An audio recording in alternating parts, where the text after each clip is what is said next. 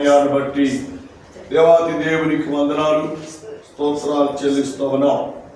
మరి దేవుడు మనల్ని ప్రేమించి సంఘాన్ని ప్రేమించి ఈ 4వ రోజు ఉపవాస కూడికలో ఈ రీతిగా దేవుని సన్నిధిలో మనం చేరి దేవునిని కనపరచడానికి, ప్రార్థించడానికి, దేవుని మాటలు వినడానికి దేవుడిచ్చిన మంచి సమయాన్ని బట్టి దేవాది దేవునికి వందనాలు స్తోత్రాలు చెల్లిస్తూ ఉన్నాం. పిల్లరా, గత కొన్ని దినాల నుండి మందిరం అనబడే మనలో ఏముండాలి? దయ ఉండాలి. మందిరం అనబడే మనలో లేదా సహించే మనసు ఉండాలి. ఈరోజు దేవుడు మనతో మాట్లాడుతున్న శ్రేష్టమైన మాట, లేదా ప్రేమ మత్సరపడదు. ప్రేమను కనపరిచేదిగా ఉంటుంది, ప్రేమను చూయించేదిగా ఉంటుంది.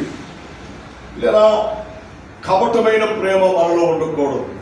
ఉంటే ఈ మందిరము కళంకమైపోతుంది, మనము అపవిత్రపరచబడతాం. కాబట్టి మనం ఎప్పుడు కూడా ప్రేమను కలిగిన వారముగా ఉండాలి, ప్రేమను చూయించు వారముగా మనం ఉండాలి. దాని కొరకే ఉపవాసం ఉండి ప్రార్థన చేస్తున్నాం. అయ్యా, నాలో ప్రేమను నూతనముగా పుట్టించు ప్రభువా, నూతనముగా నాలో కలుగు చేయి ప్రభువా. ప్రేమ దేవుని మందిరముల ముందు ప్రేమ. దేవుని మందిరము ఎవరో కాదు, నీవే దేవుని మందిరం. దేవుని మందిరం అనబడే నీవు ప్రేమను పంచువారిగా ఉండాలి. ప్రేమ మత్సరపడదు. ప్రేమ కక్షను కలిగి ఉండదు. ప్రేమ అన్నిటినీ సహిస్తుంది. ప్రేమ అన్నిటినీ భరిస్తుంది. ప్రేమ చాలా ఆత్మీయతగా ఉంటుంది అని దేవుని వాక్యము ద్వారా దేవుడు మనకు జ్ఞాపకం చేస్తూ ఉన్నాడు. దేవునికి స్తోత్రం. హల్లెలూయా, హల్లెలూయా. ఇలా ప్రేమిస్తూనే ఉంటారు, కానీ మత్సరపడుతూ ఉంటారు, అసూయపడుతూ ఉంటారు. చాలా బాధకరమైన విషయం. ప్రేమలో కపటం ఉండదు, ప్రేమలో దోషం ఉండదు, ప్రేమలో అసూయ ఉండదు, ప్రేమలో మత్సరపడే మనస్తత్వం కూడా ఉండదు అని దేవుని వాక్యము ద్వారా దేవుడు మనకు జ్ఞాపకం చేస్తున్నాడు. పిల్లరా, మనము ప్రేమను పంచువారముగా మనం ఉండాలి. ప్రేమలో మత్సరము లేకుండా, అరమరకులు లేకుండా, కొత్త లేకుండా మనము ప్రేమను అందించువారముగా మనం ఉండాలి, ప్రేమను కనపరచువారముగా మనం ఉండాలి. అప్పుడే ఈ మందిరములో దేవుని ఆత్మ ఉంటుంది, దేవుడు ఉంటాడు. ఈ మందిరము దేవుని మహిమకరముగా దేవుడు నిలబెట్టుకుంటాడు, దేవుడు వాడుకుంటాడు. అలా ఉండాలి అంటే మనము మత్సరపడకూడదు. దేవునికి స్తోత్రం. హల్లెలూయా, హల్లెలూయా. మత్సరపడకూడదు. ఈ చిన్న దృష్టాంతాన్ని నేను మీకు జ్ఞాపకం చేస్తాను. అపోస్తలుల కార్యానికి రండి. 7వ అధ్యాయం 9వ వచనములో చాలా శ్రేష్టమైన మాటను దేవుడు జ్ఞాపకం చేస్తూ మాట్లాడుతున్నాడు. అపోస్తలుల కార్యం 7వ అధ్యాయం 9వ వచనం. ఆ గోత్రకర్తలు మత్సరపడి యేషేబును ఐగుప్తులోనికి పోవుటకు అమ్మివేసిరి, కానీ దేవుడు అతనికి తోడయ్యుండి అతని శ్రమలన్నిటిలో నుండి తప్పించెను. హల్లెలూయా, హల్లెలూయా. పిల్లరా, దైవ గ్రంథంలో చాలా శ్రేష్టమైన మాటలు దేవుడు జ్ఞాపకం చేస్తున్నాడు. చాలా అద్భుతమైన మాటలు దేవుడు మనకు తెలియజేస్తున్నాడు. మత్సరపడ్డారు ఎవరంటే యేషేబు అన్నలే మత్సరపడ్డారు. ప్రేమను పంచవలసిన అన్నలు, ప్రేమను పంచవలసిన తోబుట్టువారు అందరూ ఏం చేశారండి? మత్సరపడి ఏం చేశారు? ఐగుప్తి వారికి అమ్మివేశారు. ఎంత భయంకరం కదా! సొంత తోబుట్టు వారు బాగా బ్రతుకుతున్నారు అంటే చూసి సంతోషించాలి. ఈ రోజుల్లో ఆ మనస్తత్వం లేదు. ఈ రోజుల్లో అలాంటి మనస్సు ఉంటలే. కారణం ఏంటంటే వారి మందిరము దేవుడు లేనటువంటి మందిరాలుగా ఉన్నాయి. దేవుని వాక్యములే, ప్రార్థనలే, విశ్వాసములే, భక్తిలే. అందువల్లే వారి మందిరములో మత్సరం ఉంది, వారిలో కక్ష ఉంది.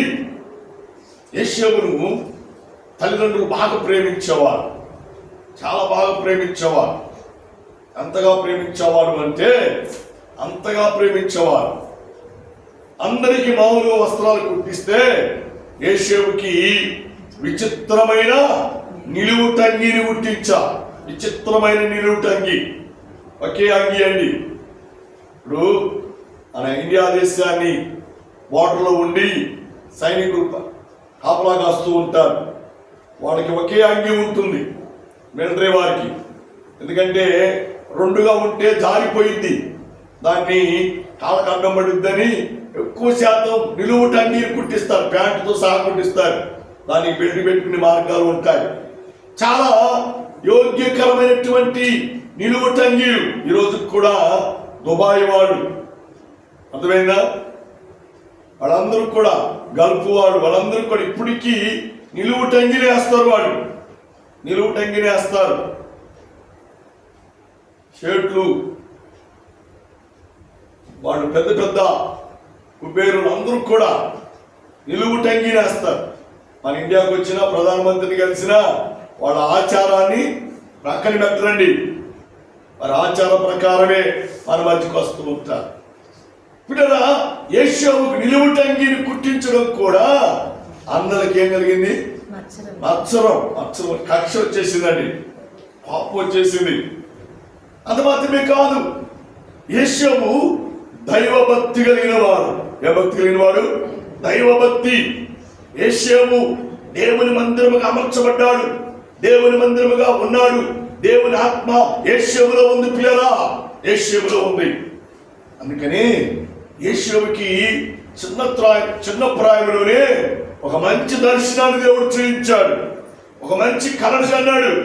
అదేం తెలుసా? పొలంలో అన్నలందరూ కలిసి ఇతను కూడా పనిచేస్తా ఉన్నాడు. పనిచేసే సమయంలో ఇతని పన లేచి నిలబడింది. అందరి పనులు ఈ పన చుట్టూ సాష్టాంగపడి అంట. ఈ కళ అన్నలతో పంచుకున్నాడు. అన్నలకి చెప్పాడు, అన్నలారా రండి, ఇదిగో మనమందరం పనులో పనిచేస్తా ఉంటే నా పన నిలబడింది, నా పన చుట్టూ మీ పనులు సాష్టాంగపడి అన్న అని చెప్పి దర్శనం చెప్పాడండి. ఇంకా వారిలో ఒక పక్క అంగి కుడితేనే మచ్చలు వస్తే ఇప్పుడు కళ చెబుతున్నాడు మనోడు, కళ చెబుతున్నాడు. ఈ కళ చెప్పగానే వారు ఇంకనూ మత్సరం పెరిగిపోయింది, కసి పెరిగిపోయిందండి, క్రోధం పెరిగిపోయింది. పిల్లరా, గమనించేద్దాం. యేషూవు దేవుని యొక్క మందిరముగా, దేవుని యొక్క ఆలయముగా, దేవుని ఆత్మ తనలో ఉన్నది కాబట్టి యథార్థం మాట్లాడుతున్నాడు, యథార్థం చెబుతున్నాడు. లోకంలో సాగుతుంది, యథార్థవాది లోక విరోధి అంట. యథార్థవంతుడు ఎవడికి పనికిరాడండి, అర్థమైందా? కపటంగా మాట్లాడేవారు, ఏమండి పై మాట్లాడేవారు, బాగా ప్రేమించినట్టుగా నటించే వారిని లోకం నమ్ముతుంది. అలా ఉండకూడదు. మనం ఎలా ఉండాలి అంటే దైవభక్తిని కలిగిన వారముగా ఉండాలి, దేవుని అందరి విశ్వాసం కలిగిన వారముగా ఉండాలి, దేవుని అందరి నిరీక్షణ గల వారముగా మనం ఉండాలి. అలా ఉండాలి అంటే యేషూవు మనస్తత్వం, యేషూవు హృదయం, యేషూవు యొక్క ఆత్మీయత నీవును కలిగి ఉండాలని పరిశుద్ధాత్మ దేవుడు కోరుకుంటున్నాడు. గమనించండి పిల్లరా, యేషూవుని అన్నలు అమ్మివేశారు. ఎందుకు అమ్మివేశారు తెలుసా? అమ్మివేసే ముందు చాలా కథ జరిగిందండి. అమ్మోళ్ళు, నాన్న అమ్మ నిన్ను బాగా చూసుకుంటున్నారు, మంచి మంచి ఆహారం పెడుతున్నారు, మంచి మంచి వస్త్రాలు కుట్టిస్తున్నారు, మమ్మల్ని ఒక రకంగా చూస్తున్నారు, నిన్ను ఒక రకంగా చూస్తున్నారు. నీ వల్లే మాకు నాన్న దగ్గర అమ్మ దగ్గర సంతృప్తి దొరకట్లేదు, సంతృప్తి కలిగి మేము బ్రతకట్లేదు, మేము జీవించలేకపోతున్నాం. కాబట్టి నువ్వు ఆటంకంగా ఉన్నావని మనలందరూ మాట్లాడుకున్నారు. అంత మాత్రమే కాదు, మనవుడు వచ్చిన దర్శనం కళలు చెప్పినప్పుడు ఇంకా కోపం పెంచుకున్నారు. ఇలా తల్లిదండ్రులు మనం గమనం చేస్తే అన్నలకు ఆహారం సిద్ధపరిచి తమ్ముడిని యేషేబును ఇచ్చినామని పంపించారు. వాటర్గా దొరికాడండి. మనోడు పట్టుకున్నారు, యేషేబును బాగా కొట్టారండి, బాగా గాయపరిచారు. ఎంతగా కొట్టారు, కసిదీర కొట్టారు, ముఖం మీద కొట్టారా. యేషేబు ఆకారాన్ని కోల్పోయాడు. యేషేబు ప్రియరా కొడ ప్రాణముతో పడిపోయాడు.